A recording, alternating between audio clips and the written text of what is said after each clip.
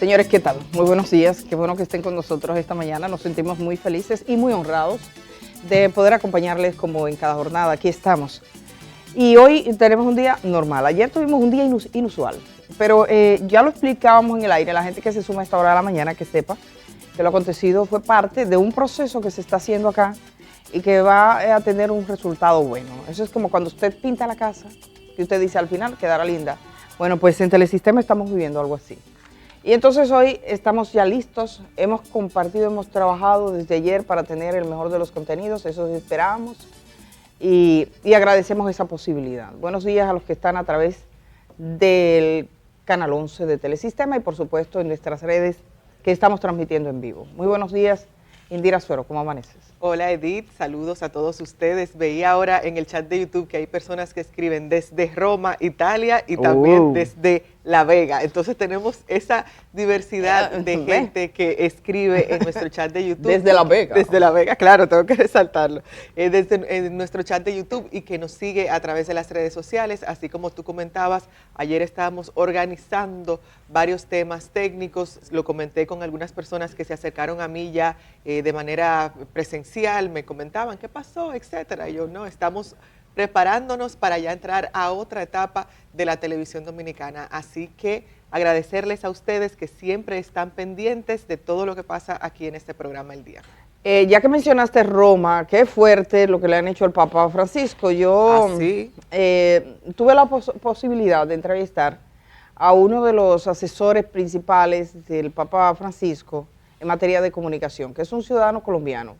También a una ciudadana argentina que se encarga como de esa relación con entidades en América Latina. Ellos estuvieron aquí en el país participando de una actividad y de hecho los entrevisté y participaron en este programa.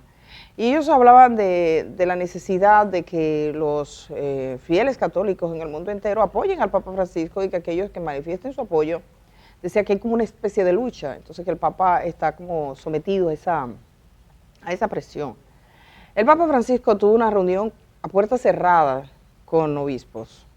Estamos hablando de, dice, cerca de 300 obispos. Una reunión con obispos que se supone que ellos están en confianza entre ellos. Y él utilizó una palabra que en italiano puede ser mal interpretada. O sea, todos entienden que el Papa cuando lo utilizó tal como pasa mucho, y tú, Indira, que habla varios idiomas, que algunas palabras pueden tener un significado literal, pero si lo dices puede ser ofensivo. Sí, puede ser ofensivo. Aquí en República Dominicana hay palabras que tú utilizas que, dependiendo incluso del tono en que la dices, puede ser ofensivo. Y entonces él utilizó una palabra para referirse a los homosexuales, porque estuvieron hablando de la posibilidad de que ingresen homosexuales a los seminarios. A los seminarios de la iglesia. Y él dijo una palabra que podría traducirse algo así como que en los seminarios abunda la mariconería. Entonces, yo he visto incluso que han utilizado diferentes palabras para decir lo mismo en diferentes medios de comunicación. Y el Papa Francisco ha pedido disculpas. Nadie puede calificar de que sea una persona que irrespete los derechos de los demás. Todo lo contrario, el tema, por ejemplo, de los homosexuales le ha traído problemas. Porque dice, vamos a tratarlo como gente, no soy quien para juzgar. E incluso pidió a los sacerdotes en algún momento que bendijeran, que podían bendecir una pareja. Sí, ese tema ha traído mucha controversia de la manera en que él la ha llevado, que es completamente diferente a como lo habían hecho antes otros papas. Pero ahora lo han cruzado para la acera izquierda y entonces ayer el Papa emitió una nota pidiendo disculpas si alguien se ha sentido ofendido. No es la primera vez que lo hace, pero miren ustedes el Papa, que dicen infalible, el Papa que no se equivoca, que se estimaba, ¿no? Y que se consideraba infalible, que el Papa no hay que cuestionarle nada. Este Papa ha demostrado eso. Entonces, cuando uno ve eso, también aprender, dice, mira, si hasta el Papa se disculpa, ¿por qué no puedo disculparme yo, no? Aquí hay una nota que pone las veces que el Papa tuvo que pedir perdón públicamente. ¿Cuántas veces él ha pedido? Bueno, mencionan que varias veces, pero una reciente fue en 2020 con una señora china, etcétera. Ah, sí, entonces, pero esa fue la señora que le agarró. Lo agarró fuerte y él le dio un manoplazo. Le dio un manoplazo, claro. Pero la señora le dio un jalón al Papa, el Papa es viejo. Entonces, de nada lo hace caer, el Papa hizo trasblilló, le dio un manoplazo a la Cuidado señora. Que todo eso no se arregla. Sí, le dio un manoplazo, sí, pero fue un manoplazo nada más, pero eso fue visto, tú sabes, porque como que el Papa, que debió ponerle la otra mano para que le dejara maduro. Entonces el Papa no se dejó. Y él pidió, porque claro, cualquier gesto, ese es el asunto, él está bajo una mirada pública intensa, más en esta época que en ninguna, pero siempre se trata del Papa. Y entonces pidió disculpas. Hay varios momentos, pero a mí sí me llama la atención su humanidad, su humildad, su capacidad de decir, si alguien se sintió ofendido, mi deseo no es lastimarlo, pero agrega el texto que es, el Papa tuvo conocimiento de publicaciones, de un comentario que hizo, a puerta cerrada. Exacto. Es decir, a sus hermanos, ahí hay una jauría de gente que de verdad... Y son obispos. Son obispos porque eran cardenales, bueno, vi obispos. Yo vi obispos. Obispos, sí. Ajá. Pero bueno, para el efecto en materia de dignidad y de discreción y de respeto, ¿no?, interno, es lo mismo que sea cardenal a que sea obispo. O sea, sí. Un dignatario es como que se sale de... Tú no te lo imaginas. Porque en conversaciones entre pares, y que el Papa le dice, bueno, fue obispo también, no deja de serlo, el primer obispo, está en una conversación libre, y que alguien filtre, porque no es lo mismo la noticia filtrada o el dato dado de esa forma, que explicado, no le permite contexto. Entonces, bueno, nada, lo comentaba porque Indira hablaba de que nos están saludando desde Roma. Gracias a los que están, que por supuesto ahora que hubo un viaje desde República Dominicana hasta Roma, y que se han hablado de varios temas. Yo creo que puedo saludar a Germán Marte, que ya le escuchaban la voz a Germán. ¿Cómo amaneces tú, Germán? ¿Cómo va esa vida? Viviéndola. Muy buenos días, queridas compañeras. Buenos días, pueblo dominicano. Aquí estamos. ¿Alicaído? Al pie del cañón. Se iba a preguntar yo como que el cañón no, tranquilo. Puede ser o al pie del cañón o alicaído. No, falso. No vengo. Si estoy alicaído, no vengo.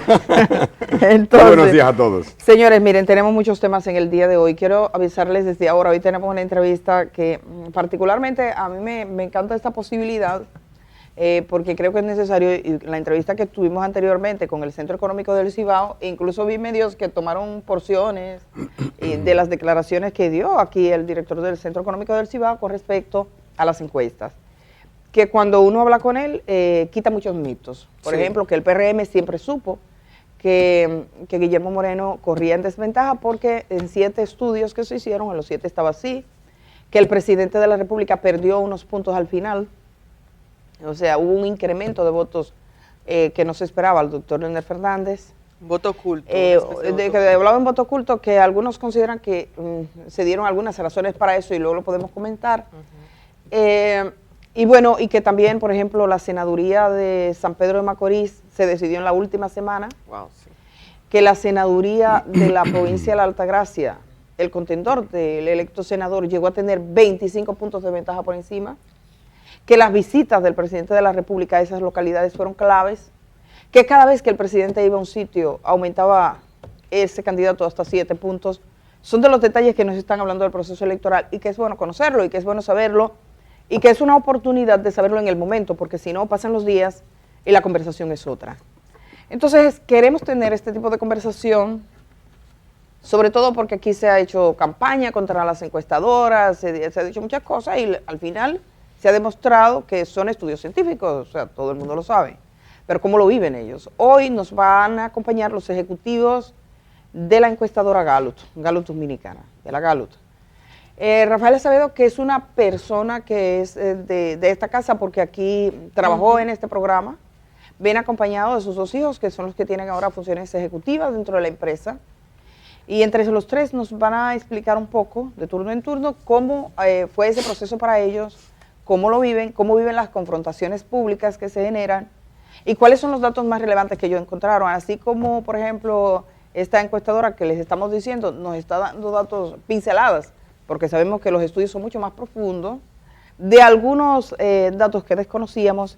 Hoy nos enteraremos de la visión de la Gallup, así que les invitamos para que a las 7 de la mañana no se pierdan esa conversación que particularmente a nosotros nos encanta tener. Por supuesto que hoy también tenemos que mirar cómo está el clima antes de salir de casa, eso Indira está lista para ello, pero también vamos a enviar a la Oficina Nacional de Meteorología, que está haciendo una transmisión distinta ahora.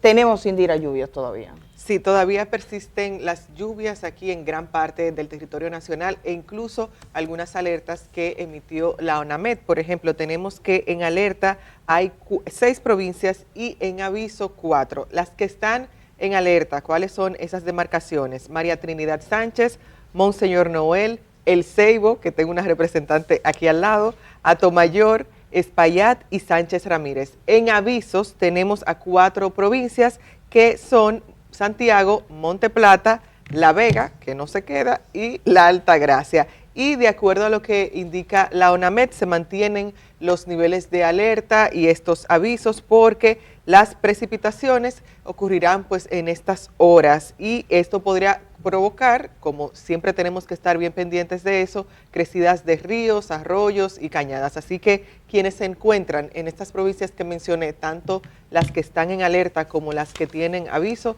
estén bien pendientes a esas indicaciones. Ya más adelante tendremos a un representante de la Oficina de Meteorología.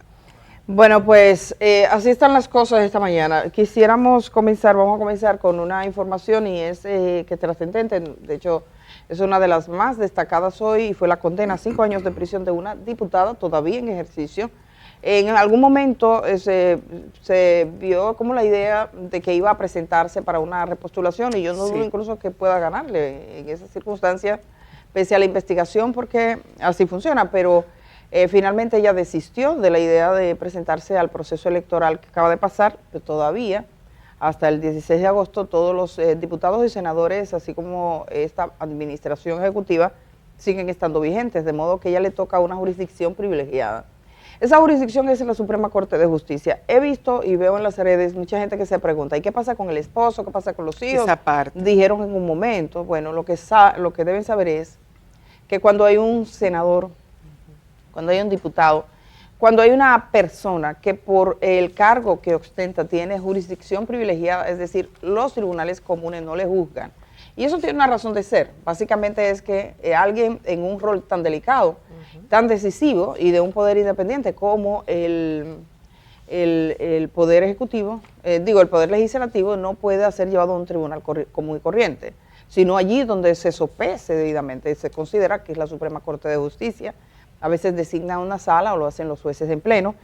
Ayer a la señora Rosa Amalia Pilarte, que es de La Vega y que es diputada, la condenaron a 5 años de prisión. Ella había estado aquí en este programa junto a su esposo, Miki López, ahí lo ven ambos, y anoche lo recordaba ayer en la tardecita al caer el día, lo recordábamos en la reunión, ahí lo tienen a él.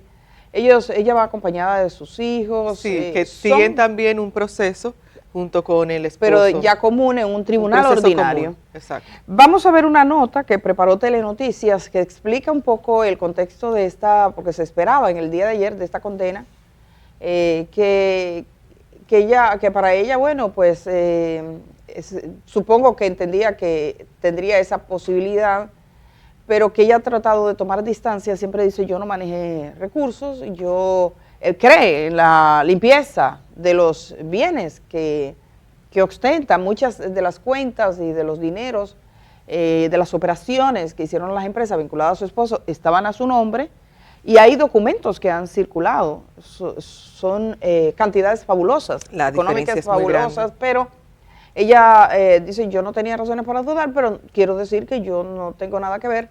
No obstante eso, los jueces consideraron que habían elementos para presumir y en este caso ya es una condena, que se ha dado un proceso de lavado de activos, de bienes provenientes de una fuente ilícita, en este caso el narcotráfico. Vamos a escuchar esa nota, por favor, señor director. Que apelará la sentencia, la legisladora se retiró de la sala de audiencias del 6º nivel de la Suprema Corte de Justicia junto a su esposo Miki López, quien la estuvo acompañando durante todo el proceso. También acudieron unos familiares que defendieron su inocencia. Se le condena a cumplir una pena de 5 años de reclusión en el Centro de Corrección y Rehabilitación Rafael Mujeres y al pago de una multa equivalente a 200 salarios mínimos del sector público, conforme a lo previsto en el artículo 18 de la Ley número 72-02 sobre el lavado de activos provenientes del tráfico ilícito de drogas. Los jueces de la Segunda Sala Penal de la Suprema Corte de Justicia emitieron su decisión a unanimidad, señalando que se evidenciaron indicios de orígenes ilícitos del patrimonio de la legisladora Rosamalia Pilarte, cuyos abogados refirieron que, aunque la sentencia es definitiva, no es ejecutoria, lo que significa que continuará acudiendo a las sesiones de la Cámara de Diputados y otras actividades. El código establece que la sentencia no es ejecutoria, se suspende en el plazo para recurrir y cuando se ejerce el recurso, mientras se mantenga el recurso. A Pilarte también se le impuso pagar 200 salarios mínimos y las costas penales del proceso, a quien también le decomisaron unos 13 muebles e inmuebles valorados en millones de pesos, entre ellos locales comerciales, terrenos y parcelas de tierra, todos ubicados en la provincia de La Vega.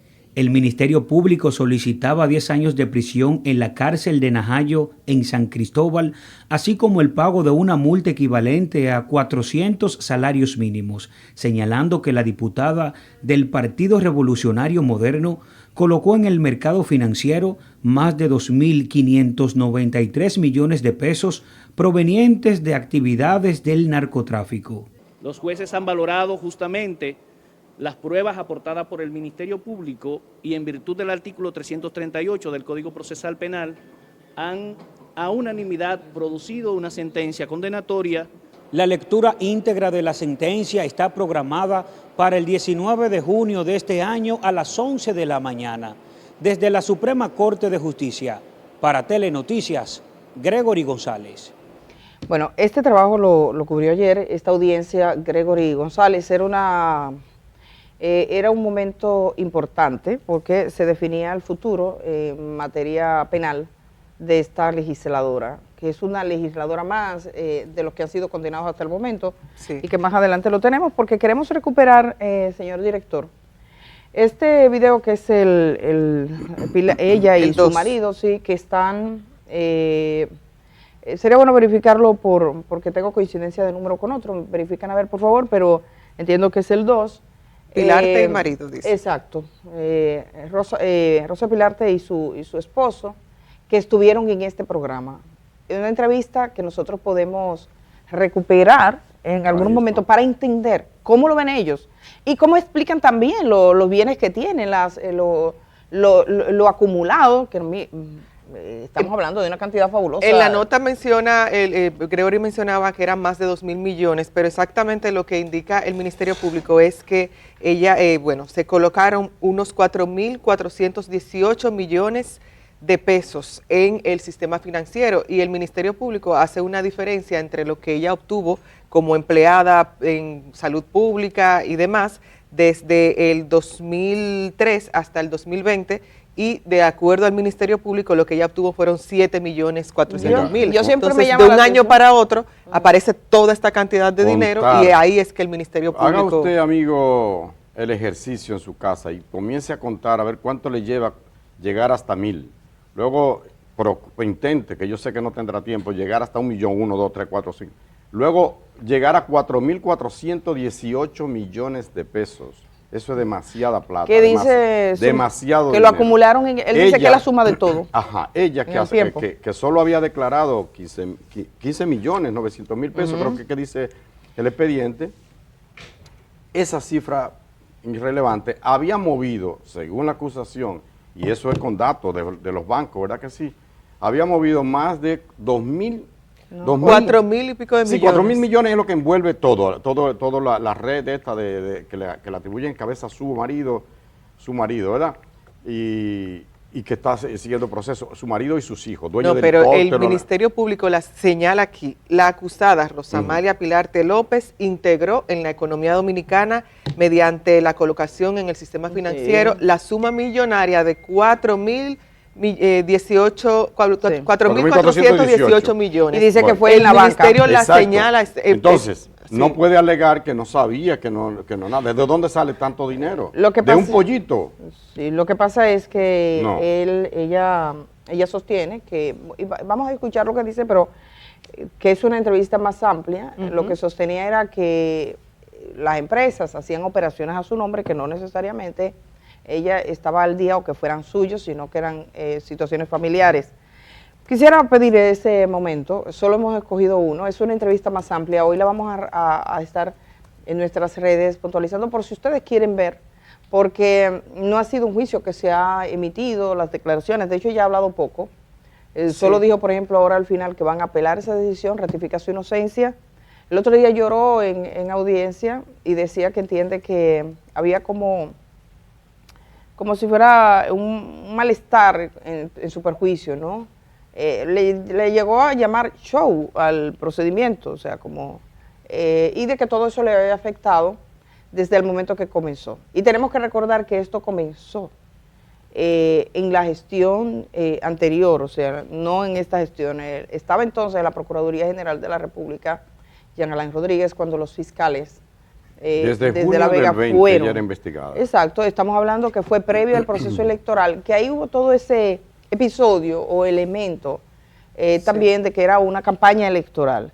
Pero esa gente tenía todo ese dineral y vehículos y demás, desde hacía tiempo empezó ese proceso y continúa hasta ahora. Es que el proceso en realidad empieza en el 2019 cuando hacen unos allanamientos a otras personas, por ejemplo el señor Pedro Antonio Martínez Javier y una señora llamada Hilda Tomasina de Abreu, entonces López de Abreu, entonces le hacen un allanamiento, se le llama el caso Botones, aparecen unas 111,000 y pico de pastillas de éxtasis y cuando realizan ese allanamiento encuentran papeles y transacciones que vinculan a esta señora junto con la diputada y a su esposo. Entonces, a partir de ahí, de 2019 y con este caso, el caso Botones, es que se destapa toda esta investigación que pero inicia el momento que escoge como para ejecutarlo, ya después de ese caso, que fue en pleno proceso electoral, en ese momento hubo también todo tipo de fue el 14 de noviembre el allanamiento del 2019. Efectivamente, vamos a ver si ese el 2019, pero en el 2020, que es cuando, porque ese allanamiento se hizo y no necesariamente la gente sabía que esos nombres estaban ahí, o sea, no salieron a decir, oigan, hemos encontrado que ahí estaban los nombres de estas personas, esta legisladora. Eso comienza entonces y es en plena campaña electoral. Vamos con lo que ellos dijeron aquí. Ellos vinieron aquí, de hecho fue a raíz de la presentación de la acusación ya anunciada ante la Suprema Corte de Justicia. Debo decir que fue su primera entrevista de ella y de su esposo y que nosotros tuvimos la posibilidad respetuosamente de escuchar la versión que ellos tienen sobre sus bienes y ahí se dijo muchas cosas, claro, no vamos a reproducir la entrevista entera, pero escuchamos un momento.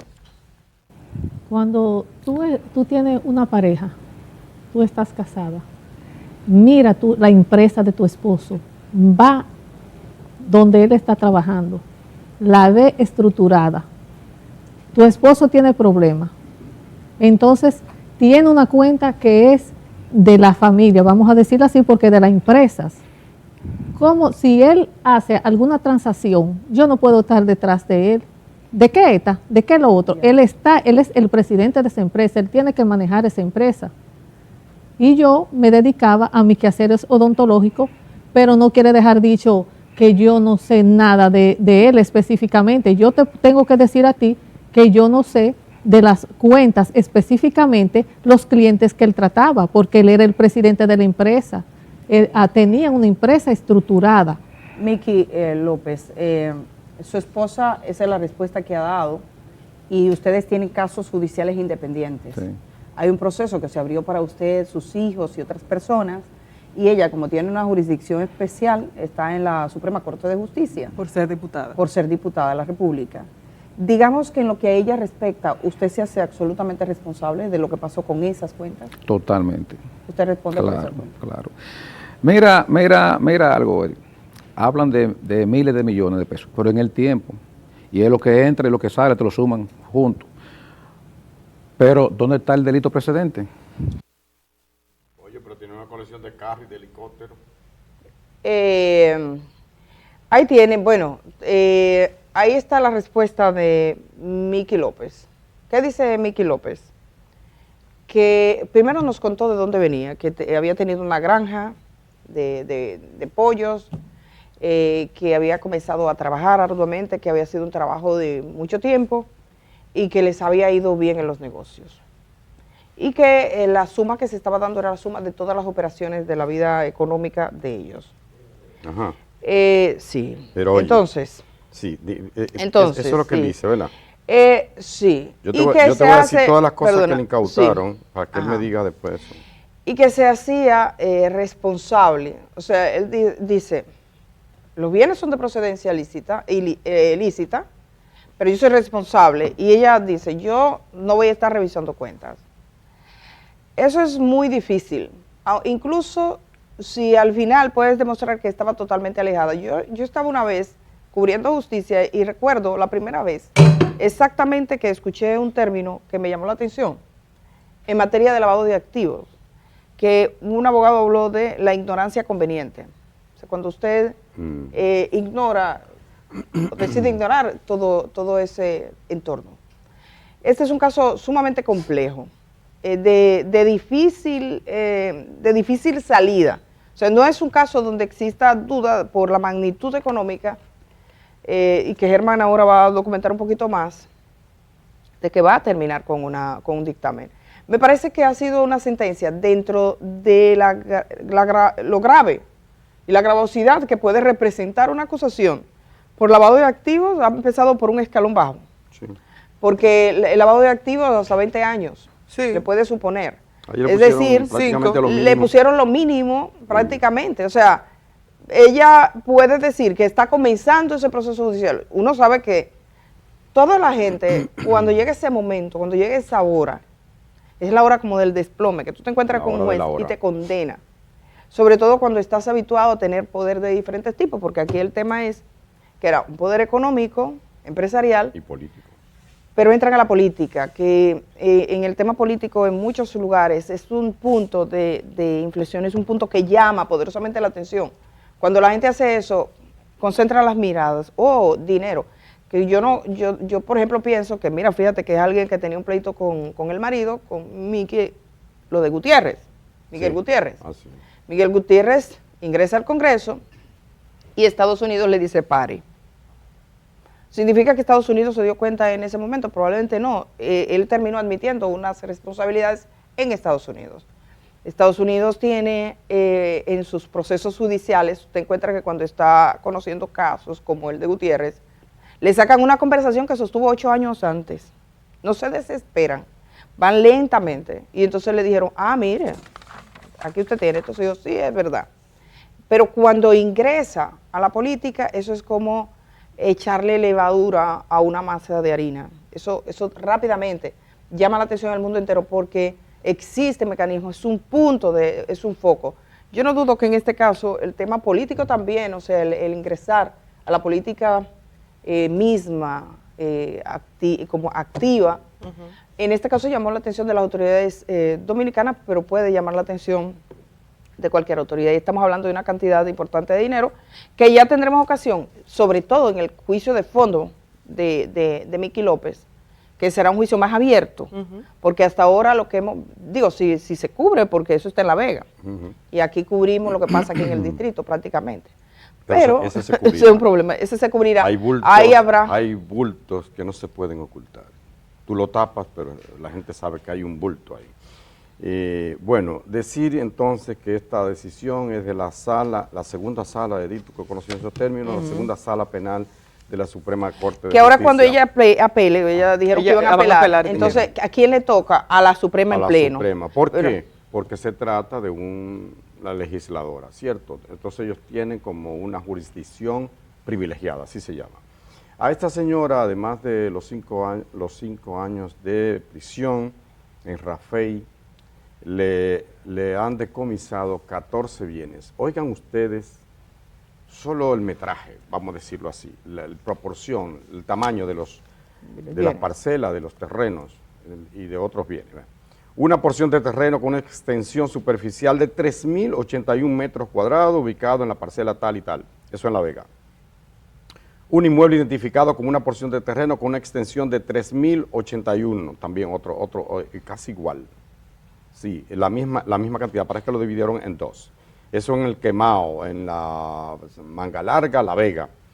El inmueble identificado como tal con una extensión de 781 metros cuadrados. Otro inmueble con una extensión superficial de 811 metros cuadrados. Un inmueble identificado con una extensión superficial de 682. Vayan sumando si ustedes quieren, para que ustedes vean la cantidad de tierra que tenía esa gente. Un inmueble identificado como tal con 1.492 metros cuadrados. Otro terreno de 28.000, el DH, 28.273 metros cuadrados. Esto es en Arroyo Hondo, Río Verde, La Vega. Un local comercial en un segundo piso, en una parcela tal, en La Vega, con una, eso es pequeño, ese 31 metros cuadrados, dice. Parece que un pequeño negocito, ¿no? Otro inmueble identificado tal en el edificio José Santos, en La Vega. Otro inmueble con una extensión de 1.728 metros cuadrados. Otro terreno de 15.000, el DH, 15.251 metros cuadrados. Otra superficie o terreno, esto no tiene mamacita, y yo bregando por un apartamento de menos de 100 metros.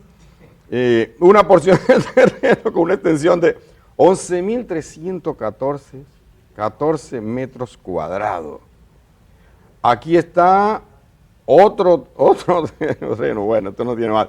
Y el último dice que tiene 628.000, eso es más de medio millón, señores, de este último, 628.863 metros. Si usted dice que usted tiene un terreno de 200 metros, de 300 metros en lo que cabe una buena casa, pero este tenía, oigan, 628.000 metros, no, 628.863 metros cuadrados. Lo dejo ahí, son los 14 inmuebles que le han sido decomisados, son terrenos. Wow. Germán, es asombroso eso. Hay una cosa, sí, en esta condena. Mucho. Bueno, tú sabes que todo puede ser mucho o poco. Depende. El problema aquí es que cuando te acusan de lavado de activos, lo que tiene que demostrar el tribunal o pensar el tribunal es que el origen de esos bienes tiene una procedencia ilícita, porque ser rico no es delito. O sea, claro, si usted es rico, eso no es delito. El problema es si el dinero que usted acumula para esa riqueza se procede, su procedencia se forja a partir de actividades ilícitas, que puede ser tráfico de armas, tráfico de personas, narcotráfico, el más común de los delitos. O puede ser cogérselo del Estado. Robar, exacto, que ahora con la nueva ley, por ejemplo, también esto es grave. Tú te puedes hacer rico y le aplican lavado de activos en todos los casos de corrupción del Estado. Siempre que no se pueda le están aplicando. Demostrar la procedencia de los bienes, usted corre el riesgo de ser acusado de lavado de activos. No, pero el Estado tiene que demostrarte que es ilícito. Exacto, la procedencia. En este caso, la acusación dice que todos esos bienes, todos esos 14 que yo mencioné, más otros, estamos hablando, dice que ella movió 2.593 millones de pesos y que todo engloba más de 4.000, más de 4.400. Eso fue lo que yo entendí. Más de 4.418 en total, 4.000 y pico. Ese es el monto de toda en la banca. Ajá, de toda la sí, en la banca ella movió eso. Entonces, estamos hablando, señores, que según la acusación, todo eso viene de una red de narcotráfico que encabeza su esposo y como tú explicaste muy bien, Indira, todo se inicia, porque todo tiene su comienzo, todo tiene su final, cuando hacen allanamiento detrás de una pastilla de éxtasis que enviadas a Europa y entonces ahí se comienza a ver papelito, pero ven acá, pero aquí está fulano, y se llega a la conclusión de que su marido es el señor que encabeza esta Hay que decir, a mí ciertamente es un caso complejo y a mí me interesa ver esa sentencia completa en el sentido de que su marido todavía no ha sido condenado, o sea, hay un proceso ni sus hijos, hay un proceso, es decir, el delito precedente todavía no tiene una pena. Estamos hablando de que las consecuencias de ese delito precedente, que en este caso sería el enriquecimiento y el lavado de activos, ya tiene una condena de 5 años, pero aquí en este país se necesita, y creo que es urgente, y sé que se está trabajando en ese sentido porque lo he preguntado, un tipo de trabajo que tiene que ver con la banca. Es decir, no te pueden decir que alguien coloca en el sistema financiero este texto. más de 4.000 millones de pesos a través de depósitos en efectivo que no pudieron justificar, pues por su actividad laboral como odontóloga, la Tesorería de la Seguridad Social y la Dirección General de Impuestos Internos apuntan que la diputada solo había generado por su trabajo formal ilícito por concepto de salarios hasta el año 2021 solo 13.571.000 pesos. Ella empezó ganando 9.000 pesos y terminó ganando como odontóloga en salud pública 36.000 pesos. Entonces, ¿cuál es el asunto? Puedes tener, o sea, perfectamente, e incluso vamos a tomar sus argumentos. Dice, es la empresa que está superproduciendo. Pero la manera en que se presenta, que era a su nombre, que tú estás hablando de 4.000 millones de pesos solo en una empresa que es de ahí de La Vega, al haber, son más de 2.000 millones de pesos. Entonces, cuando yo tenía una jovencita que trabajaba conmigo manejándome algo en el programa, y o sea, yo le pagaba 3 cheles. Ella es estudiante de término de una universidad prestigiosa, y ella viene y me dice, a mí me gustaría que usted, en vez de darme los 3 cheles en efectivo, me lo dé a través de un banco. Pero en el banco me dicen que como yo soy estudiante no puedo abrir la cuenta. Yo tuve que ir con mi hijo. Entonces tuve que ir con la muchacha y darle una carta que dice, yo, Edith, le pago 3 cheles, por 3 cheles. Entonces cuando usted lleva dinero, entonces yo no sé aquí, porque lo hemos visto, no solo con esta entidad, hemos mencionado a todas en el momento que le toca en todos los expedientes. En todos los expedientes, exacto. Siempre lo mencionamos a todos, en todo lo que le toca. Porque sale siempre a relucir. Porque sale siempre a relucir y hay una que bailó pegado en casi todos los expedientes.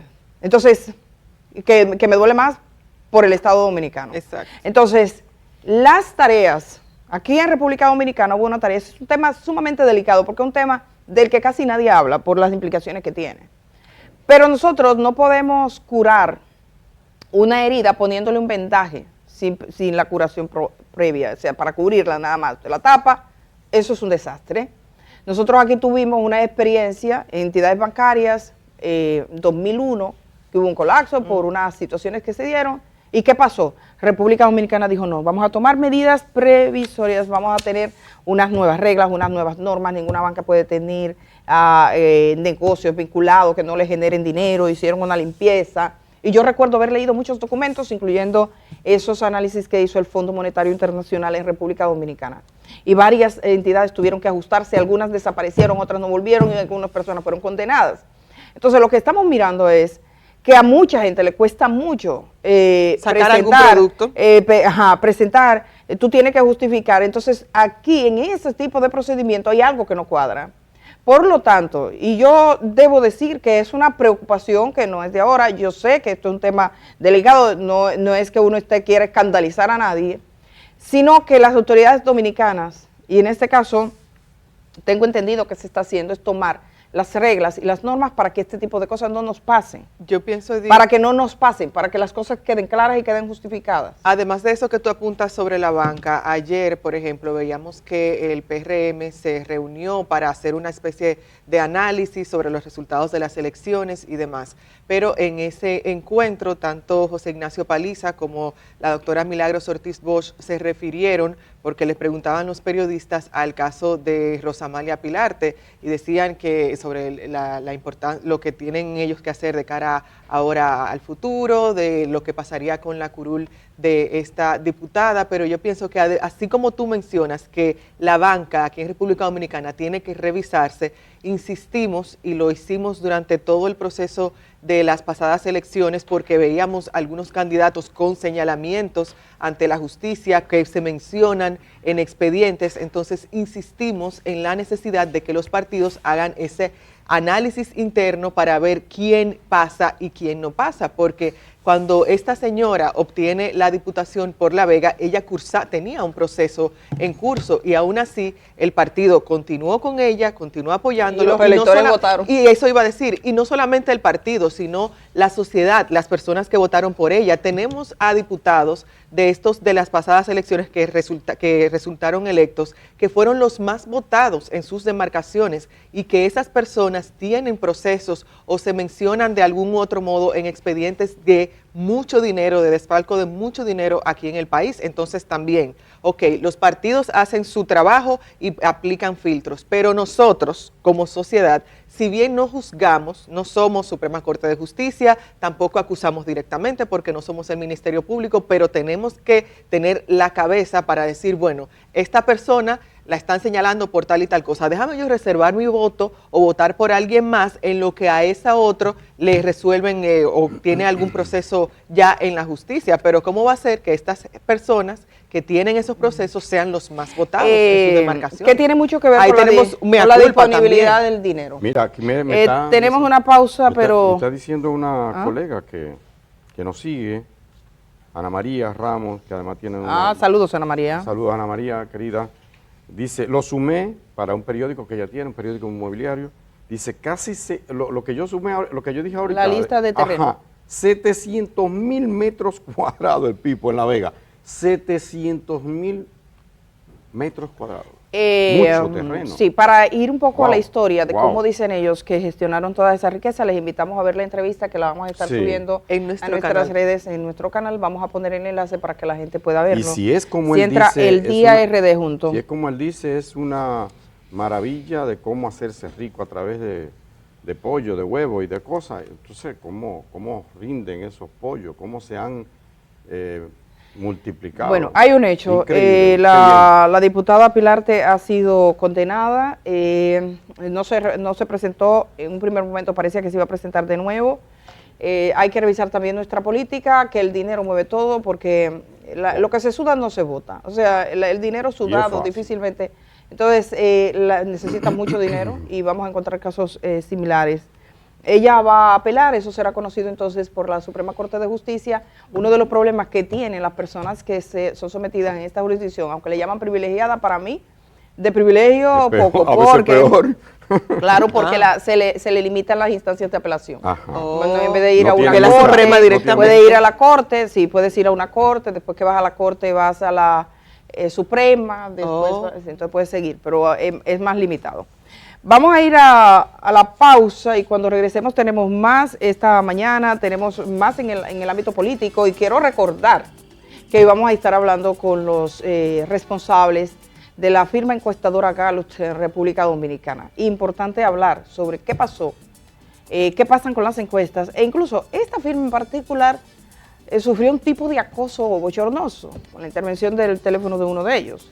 Todo lo que se vive en esos procesos electorales y sobre todo que nos cuenten un poquito qué otros datos estudiaron y cómo se comportó el electorado si lo comparamos con los datos que ellos estaban recibiendo en sus encuestas. Vamos a la pausa, agradeciéndoles a todos y regresamos de una vez.